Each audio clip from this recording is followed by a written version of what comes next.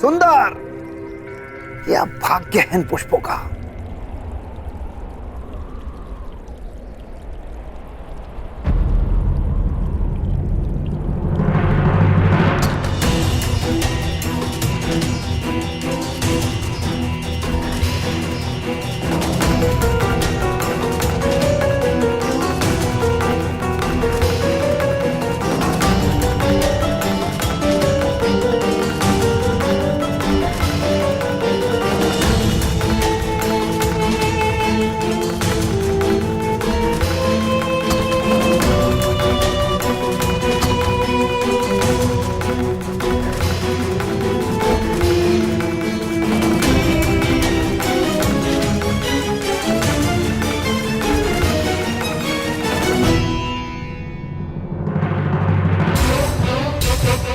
पांडवों का भाग्य इन पुष्पों की भांति जाग गया है।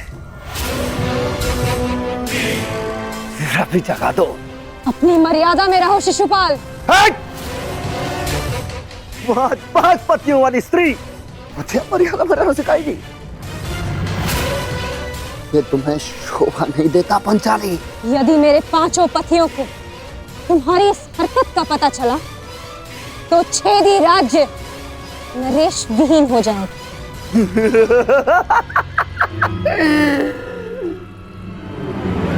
कहाँ हैं तुम्हारे 5 पति? यहाँ तो सिर्फ मैं हूं। और अगर तुम्हारे 5 पति यहाँ पर आ भी जाएं, तब भी वो छेदी नरेश शिशुपाल का बाल भी बांका नहीं कर सकते।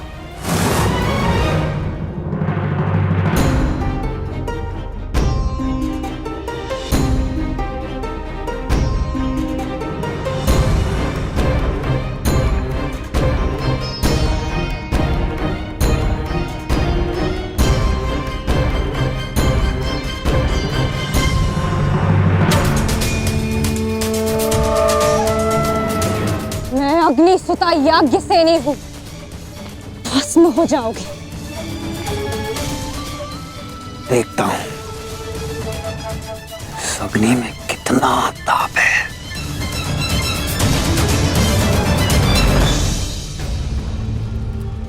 महाराज,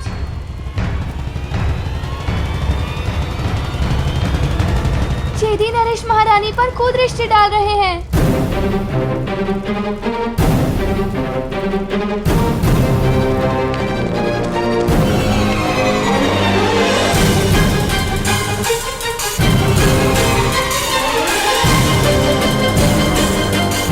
चौसर सज गई है, अब पो 12 और खेल हमारा।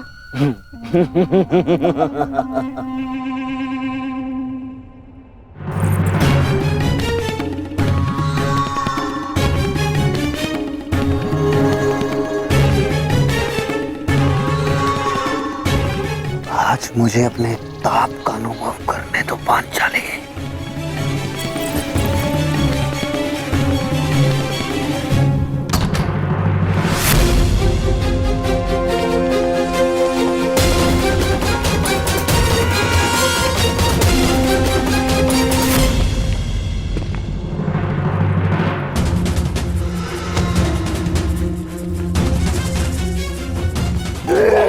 छोड़ेंगे नहीं। यही तो मेरी इच्छा है कि वो मुझ पर प्रहार करें और उनका यज्ञ भंग हो जाए।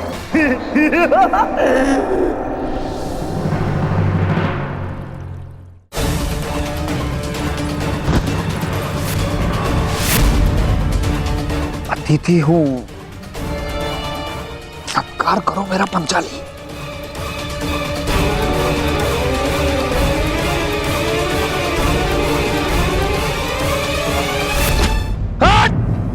हो गया यज्ञ भंग।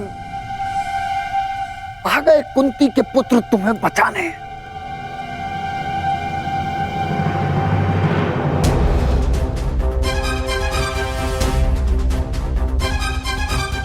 कुंती का पुत्र ना सही,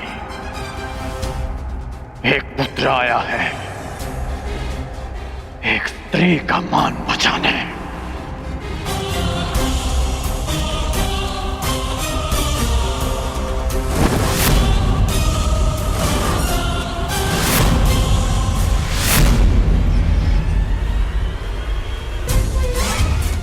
ऐसे एक अतिथि की मर्यादा भंग की शिशुपाल।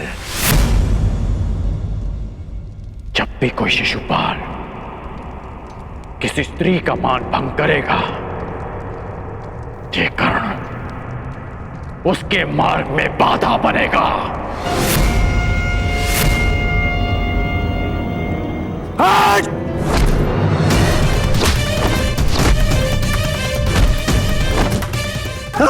हस्तिनापुर में समझाया था कि अपनी मर्यादा में रहना। मैं हस्तिनापुर के युवराज और भावी सम्राट का मित्र हूं, और तुमने उसी हस्तिनापुर की कुलवधू का अपमान करने का प्रयास किया।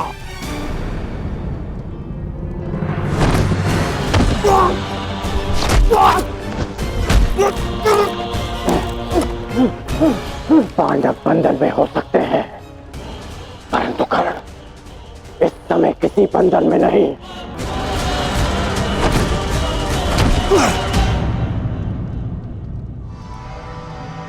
वांग राजकर्ण, जिस द्रौपदी ने तुम्हें सूत पुत्र कहा, तुम उसका साथ दे रहे हो और मेरा विरोध कर रहे हो। इसलिए क्रोधित हो क्योंकि उसने तुम्हें नहीं स्वीकारा। मैं आज भी कहता हूं, कुछ नहीं बिगड़ा अंगराज। अरे जिसके 5-5 हैं, हम और तुम मिलकर अगर साथ भी हो जाएंगे तो क्या अंतर पड़ता है?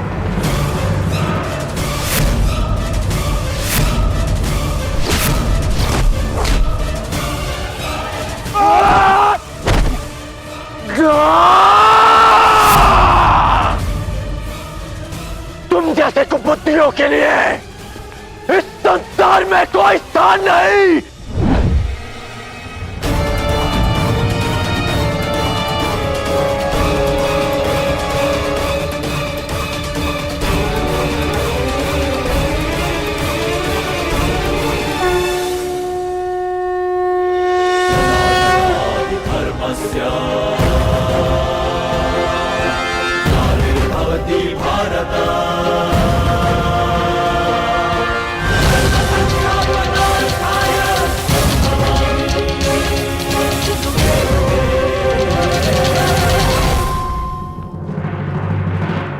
यही है वो नीच। आज भले ही यज्ञ भंग हो जाए, परंतु इस नराधम का वध तो निश्चित है। इसके शरीर में इतने बाण फेंकूंगा कि वायु परिवेश का स्थान भी नहीं बचेगा।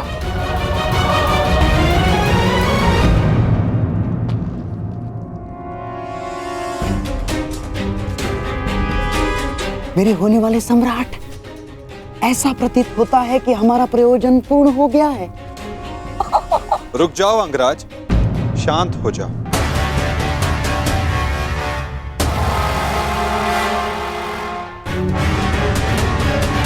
जाने दो इसे। नहीं केशव, नहीं। हम सब किसी प्रयोजन से जन्म लेते हैं और किसी ना किसी प्रयोजन के अंतर्गत मृत्यु भी होती है। और इस समय शिशुपाल के जन्म का प्रयोजन सिद्ध नहीं हुआ है अंगराज, ना ही उसके मृत्यु का।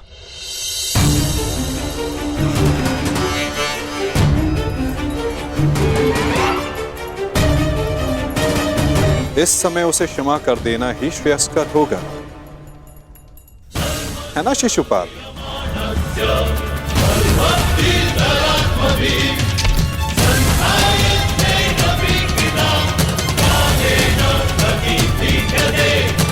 इसने हमारे सारे प्रयत्नों पर पानी फेर दिया। तुमने इसे अपना मित्र चुना है या नियति ने पांडवों का?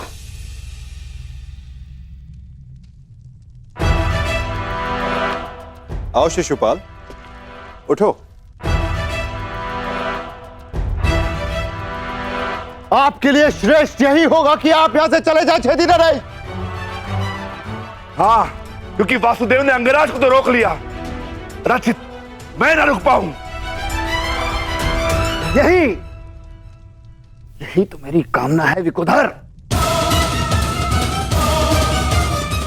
तुम आगे बढ़ो, प्रहार करो मुझ पे, तो फिर यह प्रहार करके अधिक प्रसन्नता मुझे होगी। नहीं पार्थ, अभी नहीं। परंतु क्यों माधव, आप इसे दंड देने से क्यों रोक रहे हैं? क्योंकि अभी उचित समय नहीं आया है पार्थ। शिशुपाल के जन्म का प्रयोजन अभी पूर्ण नहीं हुआ है।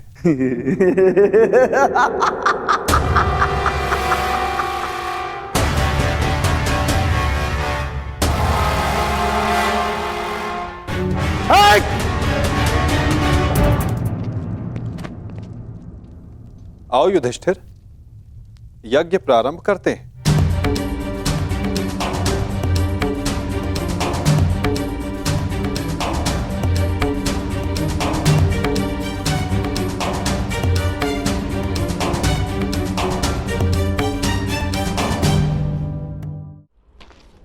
रुक जाइए अंगराज।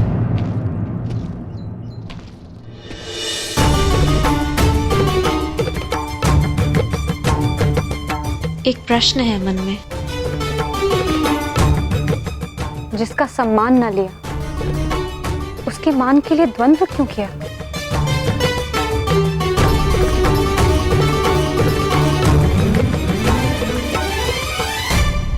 यदि आपके स्थान पर कोई और स्त्री भी होती याज्ञसेनी, तो यह अंगराज उसकी रक्षा भी अवश्य ही करता है,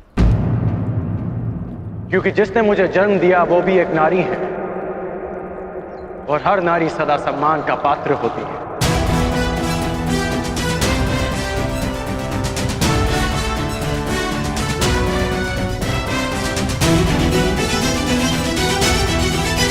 पुरुष का अपमान करने के पश्चात भी। क्षमा कीजिएगा अंगराज, स्वयंवर में जो कुछ भी घटित हुआ उसके लिए मैं आपसे क्षमा नहीं मांग पाई।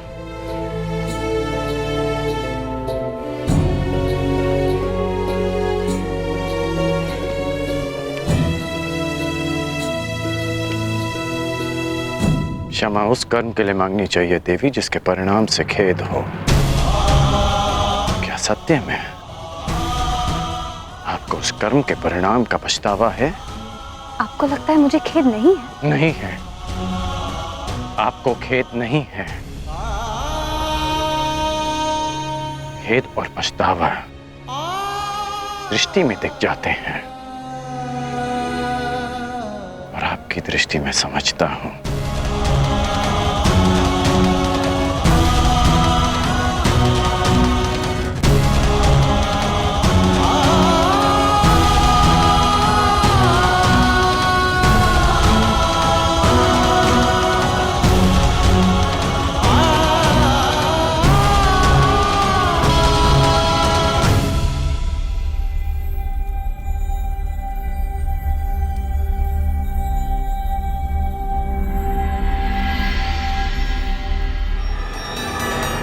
छेदी नरेश, आपको भी शीघ्र ही अवसर मिलेगा आपके अपमान का प्रतिशोध लेने का। हाँ?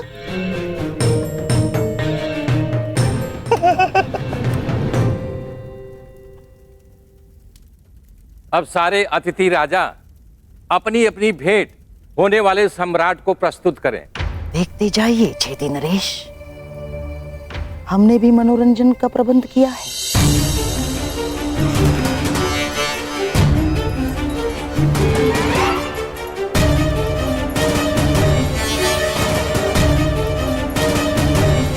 धृतराष्ट्र पुत्र दुर्योधन की ओर से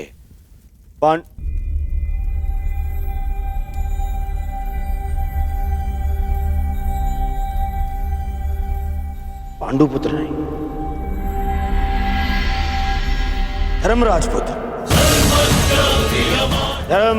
पुत्र युधिष्ठिर को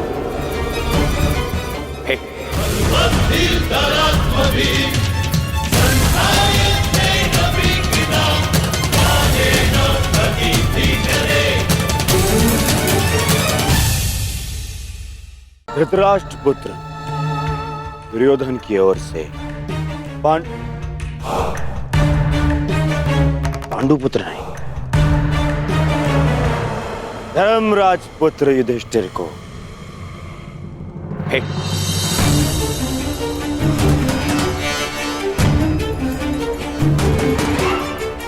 धृतराष्ट्र पुत्र दुर्योधन की ओर से पवन पुत्र भीम को सह प्रेम भेंट स्वीकार करें।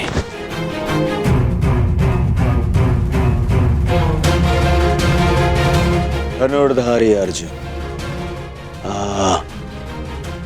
इंद्र के पुत्र,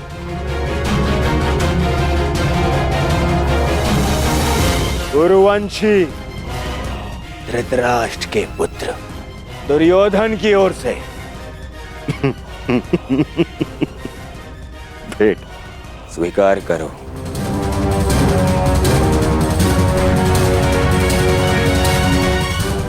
अश्विनी कुमार के पुत्रों को धृतराष्ट्र पुत्र दुर्योधन की ओर से भेंट।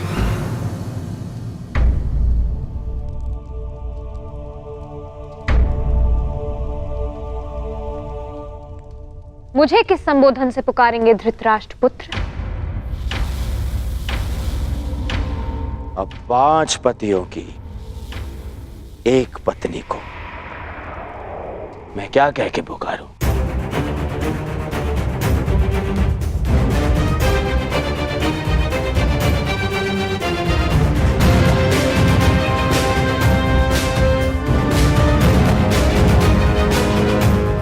फिर भी तुम्हारा जन्म यज्ञ की अग्नि से हुआ है तो तुम्हें यज्ञ पुत्री कह सकता हूं। बात यदि उद्गम की है तो आपके जन्म के सत्य से भी सभी परिचित हैं। घटपुत्र।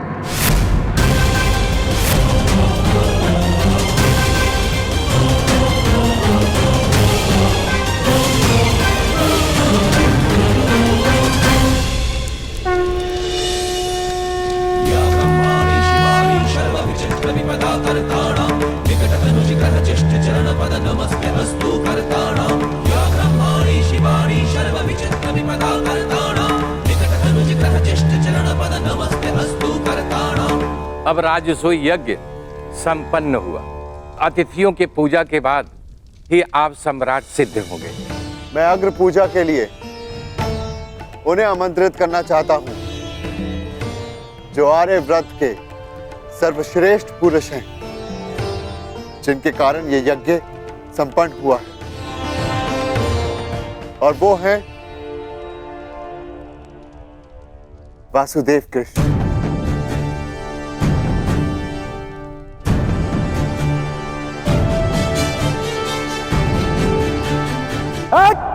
रुक! अब समय आ गया है इस यज्ञ के विध्वंस का और शिशुपाल की दुष्टता के प्रारंभ का। समय आ गया है शिशुपाल की धृष्टता के अंत का। किसकी अग्र पूजा कर रहे हो युधिष्ठिर? इस कृष्ण की?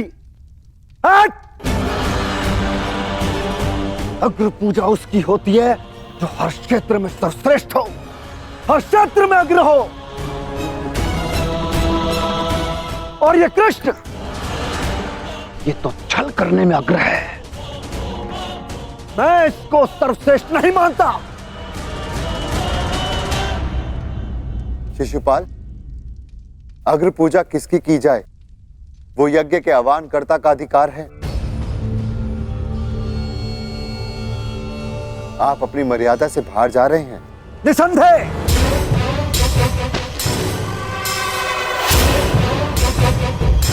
मर्यादा की बात मत करना युधिष्ठिर, क्योंकि मुझ में मर्यादा होने का दम्भ है जो तुझ में नहीं हो सकता युधिष्ठिर। और दम्भ हो भी तो किस बात का? 5 पिताओं के पुत्र को कुल का दम्भ हो भी नहीं सकता। सावधान शिशुपाल! चिल्ला मत भीम। इस बार चिल्लाने से कुछ नहीं होगा। सत्य ही कह रहा हूं, राजसूय यज्ञ कर लिया, परंतु सम्राट होने का गर्व कहां वर्णावत के भगोड़ों के पास। कहीं दान में मिले राज्य को पाकर शूर होने का भ्रम तो नहीं तुझे? जरासंध को छल से मारने के पश्चात स्वयं को न्यायशील कहने का साहस भी नहीं। केवल शरीर ही बड़ा पाया है या साहस भी है भगोड़े कहेंगे? अगर साहस है तो उठाओ शस्त्र। आप अतिथि हैं छेदी नरेश, अतिथि स्वीकारिए। विघ्न क्यों डाल रहे हैं? शांत युधिष्ठिर, मुझे रोक रहे हो। अपनी माता को रोका होता जब उसने एक स्त्री को 5 पुरुषों में बांटने को आदेश दिया।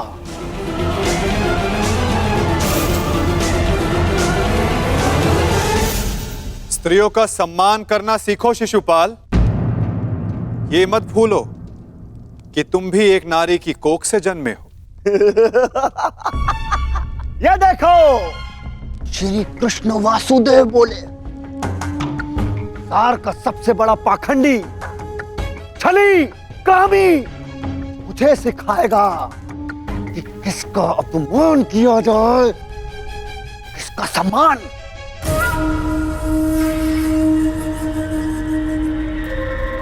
अग्र पूजा की कामना रखने वाले, तू जानता है तेरा नाम कृष्ण क्यों पड़ा? क्योंकि तू है ही मन का काला।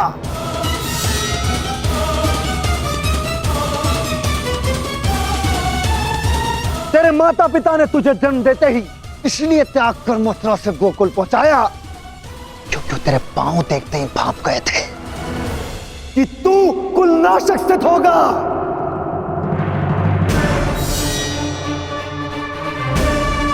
वही किया तूने, वही किया, अपने मामा का वध। जीभा और अश्व की गति एक समान होती है शिशुपाल। यदि उसके रास को कसकर ना रखा जाए तो अश्व अपने सवार को गिरा देता है और जीभा बोलने वाले को।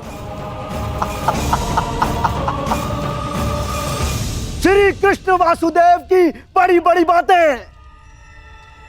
अरे जो सत्य है उसको कहने में जिह्वा को लाज कैसी? बचपन से धूर्त रहा है तू।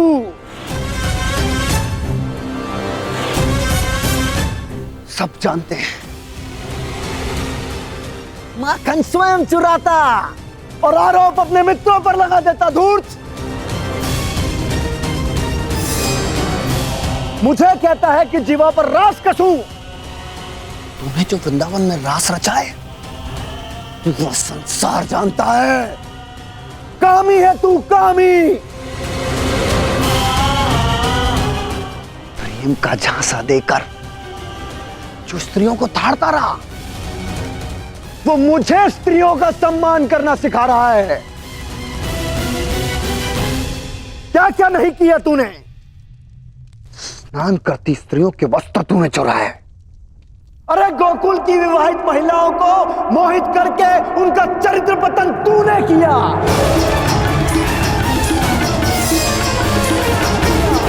मैं सावधान करता हूं तुम्हें, मेरे धैर्य की परीक्षा ना लो शिशुपाल। अपनी सीमा में रहो।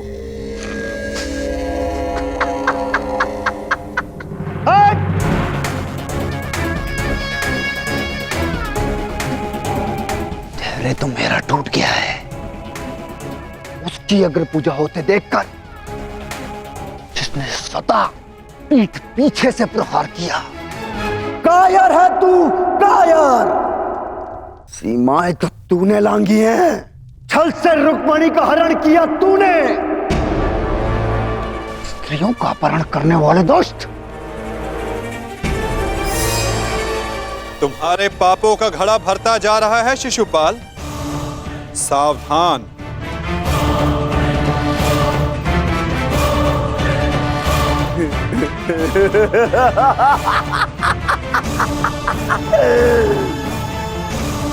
क्या करेगा तू?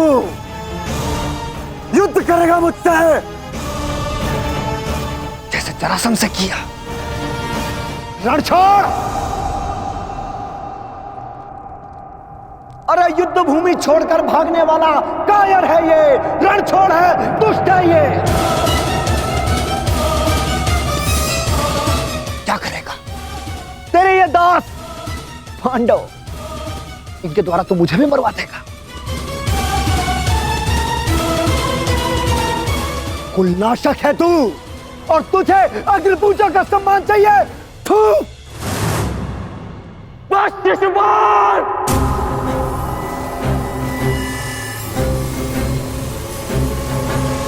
अपनी जीवा को वश में रखो। हट! मुझे एक सूत पुत्र की मंत्रणा की आवश्यकता नहीं है। ये मेरा और इस ग्वाले का प्रकरण है।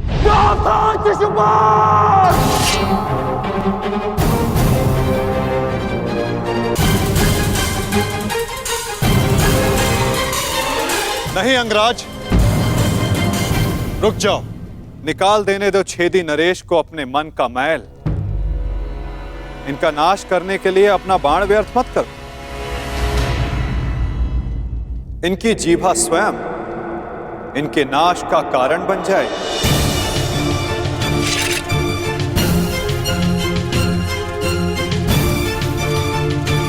ऐसे बालक योद्धाओं को तू अपने छल से वश में कर सकता है, या फिर तेरे इन दास पांडवों को। मेरे जैसे वीर को नहीं।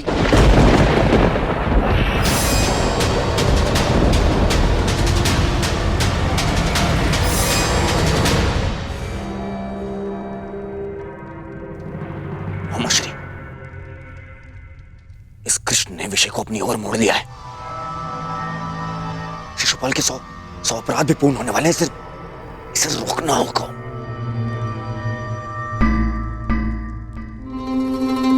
शिशुपाल, ठहरो। सब दूर रहना कायर दुर्योधन। स्वयं से कुछ होता नहीं है और मुझे रोक रहे हो।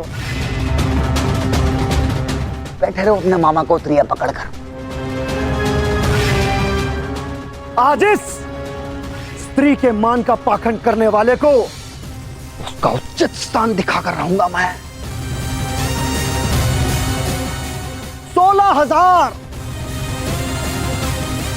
16,000 रानियों से जब तेरा मन नहीं भरा तो तू पांचाल चला गया। तेरा और इस पांचाली का क्या संबंध है? किसी से छिपा नहीं है।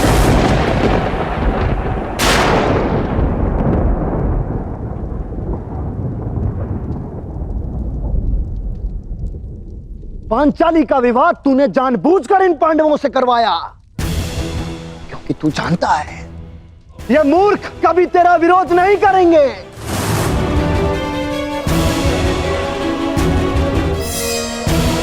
सखा सखी, सखा सखी की संबंध की आड़ में क्या रासलीला रचा रहा है तू, ये मैं भली भांति जानता हूं।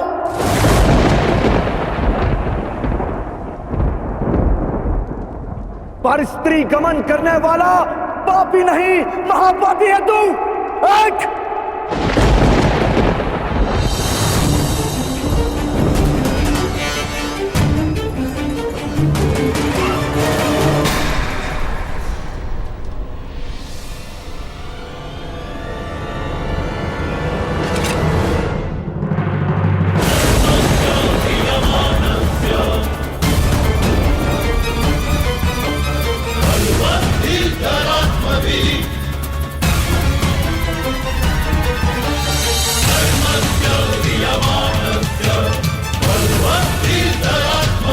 तुम्हारे पापों की सीमा समाप्त हुई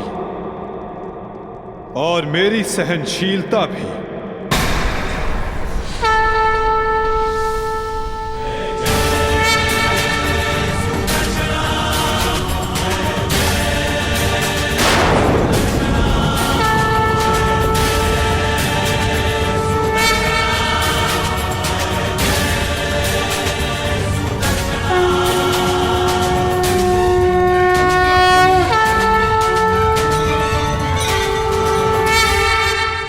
तुम्हारे पापों की सीमा समाप्त हुई और मेरी सहनशीलता भी।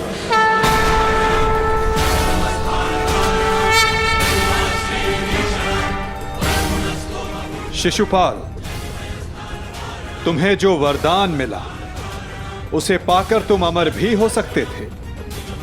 मृत्यु का भय नहीं था। इसलिए संसार और मानवता की भलाई के लिए, उसके कल्याण के लिए तुम वो कार्य कर सकते थे जिनके लिए तुम्हारा नाम सदा स्मरण किया जाता शिशुपाल। परंतु शक्तिशाली होने के अहंकार में तुम अपने वरदान को व्यर्थ कर बैठे शिशुपाल।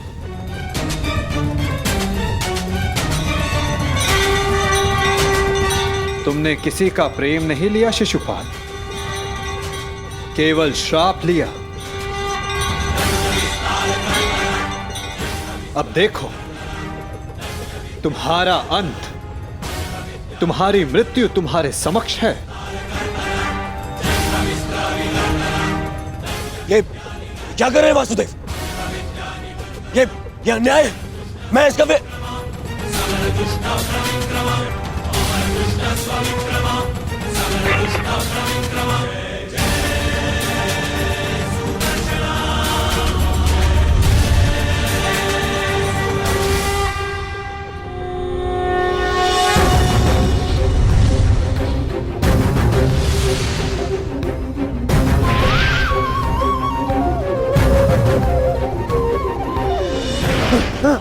दुर्योधन बचा लीजिए।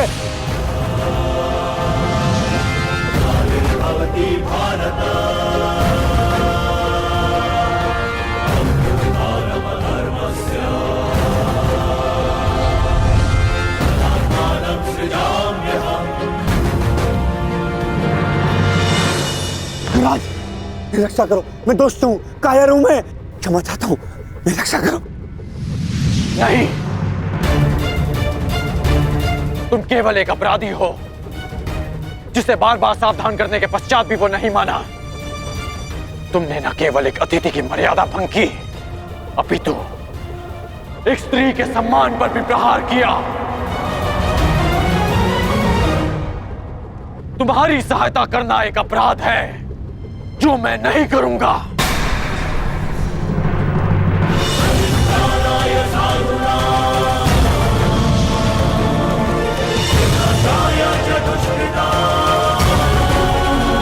वासुदेव, क्षमा करना।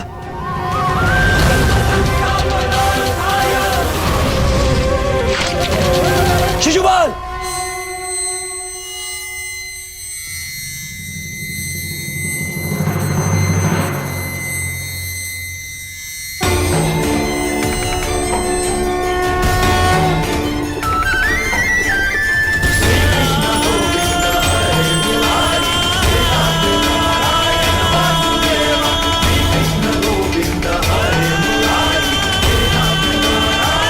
यही तुम्हारे पापों और अपराधों का अंत है, और तुम्हारे दुखों से तुम्हारी मुक्ति भी। अनर्थ हो गया वासुदेव, अनर्थ। जिस अतिथि के केवल अपमान से यज्ञ भंग हो जाता है, वहां उसका वध कर दिया आपने। मेरे भांजे युधिष्ठिर का यज्ञ भंग कर दिया आपने। अनर्थ हो गया वासुदेव, अनर्थ। मेरे भांजे युधिष्ठिर को सम्राट बनने से रोक दिया आपने। इस इंद्रप्रस्थ को शापित कर दिया।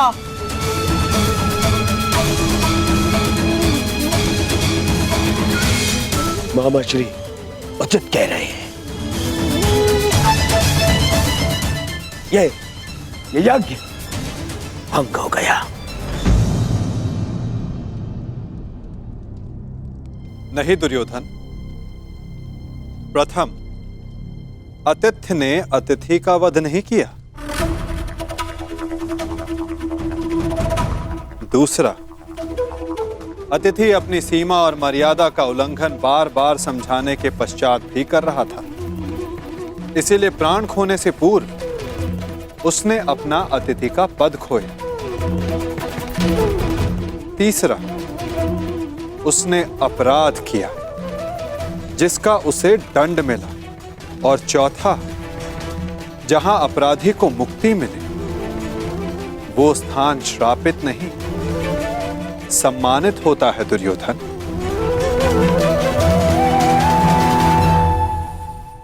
विश्वास ना हो तो अपने मित्र अंगराज से पूछ लो।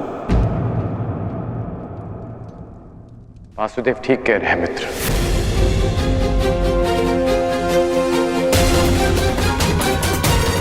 बस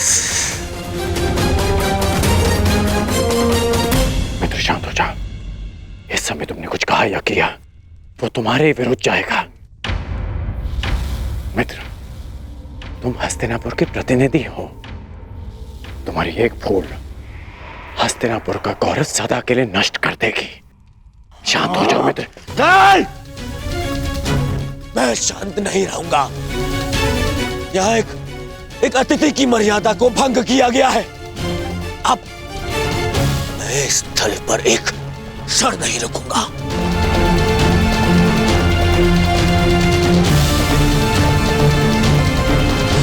दुर्योधन, दुर्योधन, जो सोच कर आए थे वो कुछ नहीं हुआ।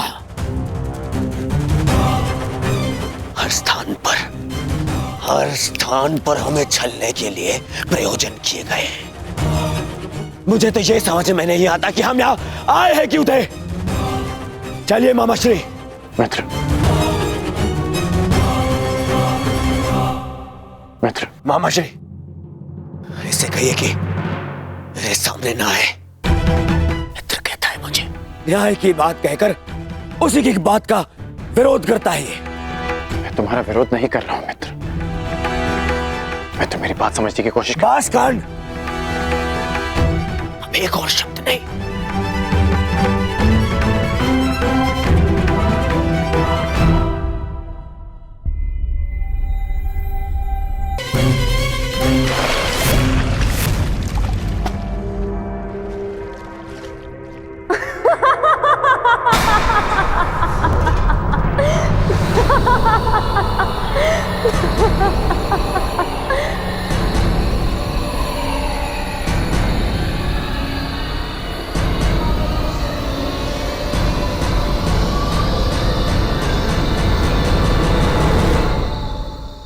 सबकी उनके पिता से तुलना करने वाला स्वयं भूल बैठा कि वो किसका पुत्र है।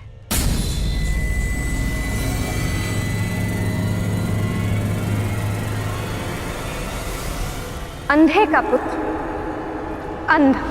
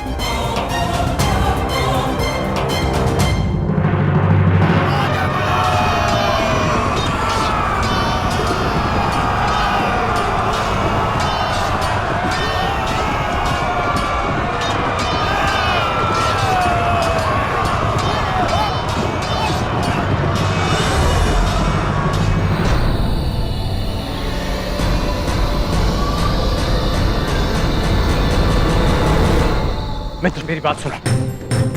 मित्र मेरी बात सुनो। मित्र मित्र बात सुनो। मित्र मित्र बात सुनो। मित्र मित्र मेरी बात। मित्र रुको। नहीं गण, ये रुकने का नहीं, प्रारंभ का समय है।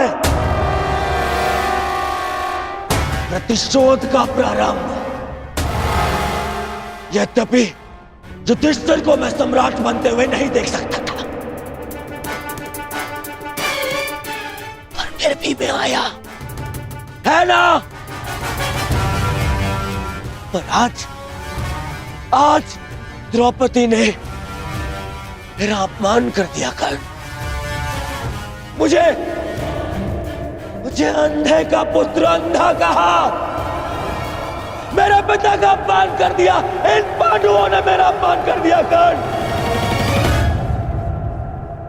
मैंने तुमसे कहा था कि मैं इन पांडवों का कभी आयत नहीं करूंगा, परंतु ये भी कहा था यदि किसी ने मुझे उकसाया तो मैं शांत नहीं रहूंगा। जो आज मेरे साथ में हुआ, जो पांचाली ने मुझे कहा, वो मैं कभी नहीं भूलूंगा और इन्हें भूलने भी नहीं दूंगा। इतिहास स्मरण रखेगा इस पल को और इसके परिणाम को। इस सम्मान का मूल्य चुकाना होगा इस पांचाली को और उन पांडवों को भी।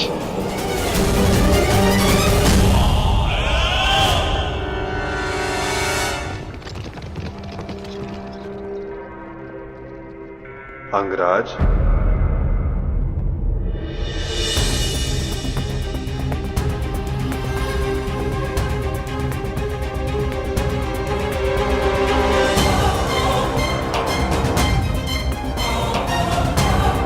तुमने जिसका चयन किया उसने तुम्हारा साथ छोड़ दिया मित्र। अब भी समय है, अंतिम अवसर है, उचित चयन कर लो मित्र। अपने चयन का अंतिम अवसर मैं रणभूमि में छोड़ आया हूं वासुदेव, परंतु आपको किसी और को अपने कर्म और शब्दों के चयन के विषय में सावधान कर देना चाहिए था। आप ही ने कहा था ना केशव कि प्रत्येक कर्म के अपने परिणाम होते हैं, उसी भांति मुख से निकले प्रत्येक शब्द के भी अपने परिणाम होते हैं। और मुझे भय है कि पांचाली के शब्दों के परिणाम उचित नहीं होंगे। प्रणिपात।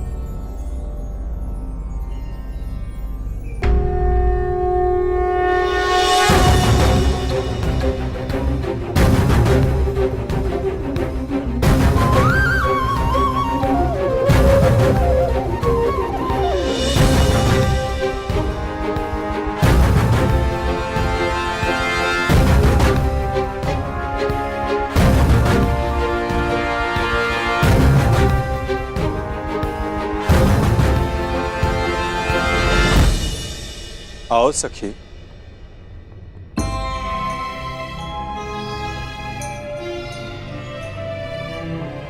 बिना मुझे देखे, बिना कुछ सुने आपने मुझे कैसे पहचान लिया सखा?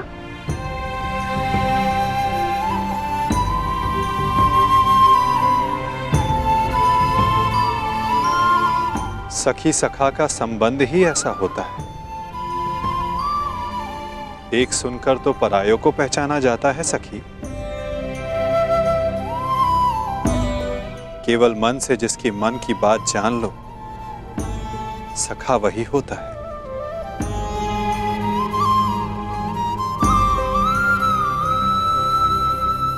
सखा, सखा आपके हाथ से तो अभी तक रक्त बह रहा है।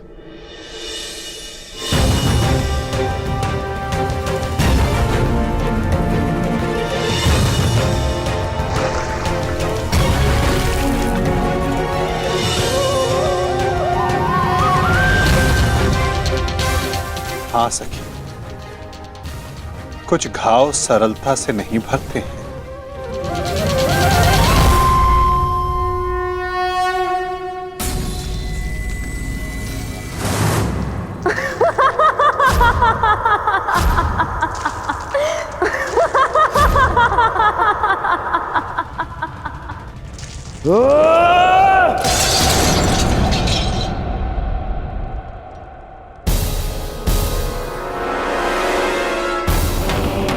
अंधे का पुत्र अंधा, अंधे का पुत्र अंधा, अंधे का पुत्र अंधा, अंधे का पुत्र अंधा।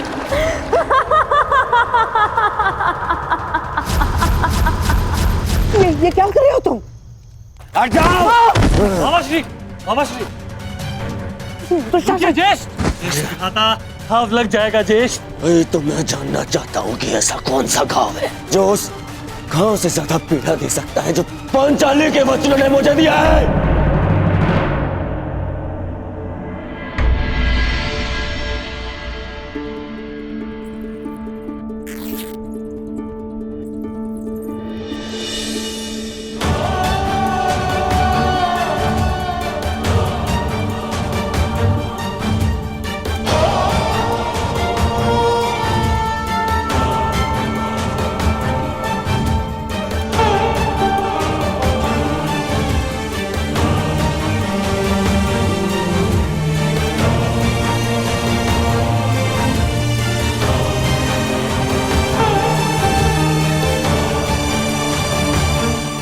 मैं जानती हूँ सखा कि आपने शिशुपाल का वध क्यों किया। इसलिए नहीं क्योंकि उसने आपका अपमान किया, परंतु इसलिए क्योंकि आपने मेरे अपमान का प्रतिशोध लिया।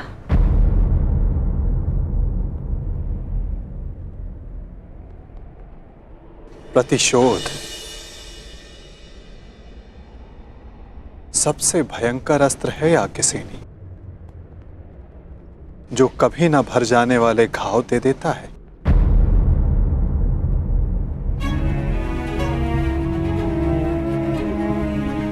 इसीलिए आवश्यक है कि प्रतिशोध से बचा जाए,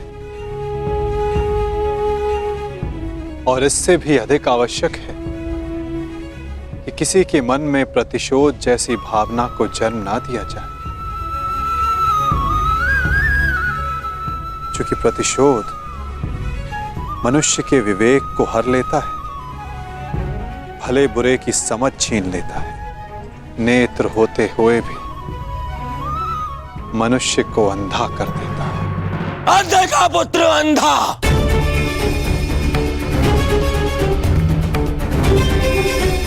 मेरे पिता का अपमान किया, मेरे, और मैं दुर्योधन इतना दुर्बल निकला कि ना मैं उस समय अपना प्रतिशोध ले पाया और ना अब लेने के सक्षम हूं। मामा, मुझे प्रतिशोध चाहिए, या तो मुझे प्रतिशोध दो मामा, या मुझे विष दे दो। ये तो उस पांचाली के विद्रोह से छीनकर उसकी मुख पर सदा के लिए पीड़ा भरता हूं।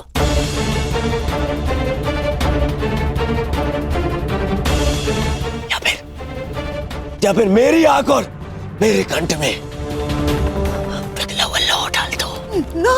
हाँ, पिघला हुआ लौह डाल दो मामा, क्योंकि मैं केवल इसलिए प्रतिशोध नहीं ले सकता कि मैं सम्राट नहीं हूं, और मेरे पिता मुझे युद्ध की आज्ञा नहीं देंगे। और इस अग्नि में जलने से अच्छा होगा कि मैं अपने चिता में अग्नि लगाऊं और उसमें कूद जाऊं।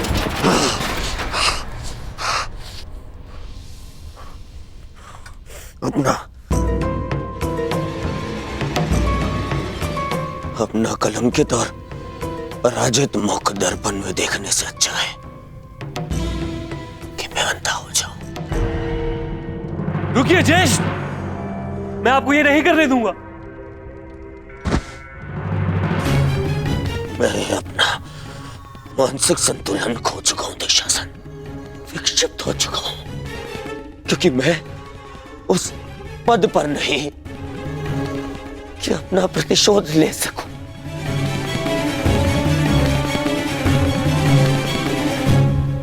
और मेरे पिता जो सक्षम है, उन्हें मेरे आंसू दिखाई नहीं दे सकते। हे ईश्वर, यदि यही मेरा प्रारब्ध था तो मुझे भी जन्म लेते ही अंधा क्यों नहीं कर दिया तूने? क्यों?